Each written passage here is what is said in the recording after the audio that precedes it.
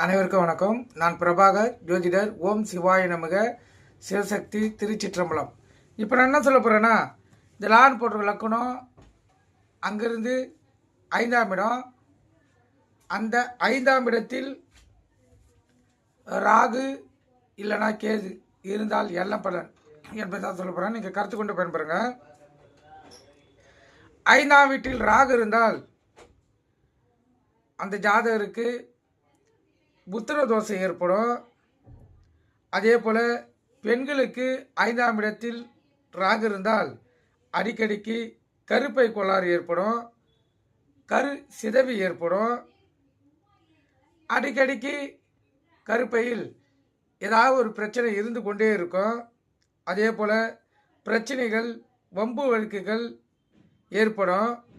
எந்த ஒரு எண்ணமும் அவ்வளோ எளிதில் நிறைவேறாது, கருத்தில் கொள்ளுங்க. அதே போல் 5ஆம் வீட்டில் கேது இருந்தால் புத்திர தோசை ஏற்படும். ஆனால் சிறந்த அறிவாளியாக இருப்பாங்க. ஆன்மீகத்தில் மிகவும் அற்புத பலன்களை பலருக்கு சொல்லி ஞானியாக திகழ்வாங்க. அதேபோல் ஆன்மீக ஈடுபாடு அவங்களுக்கு அதிகம் இருக்கும்.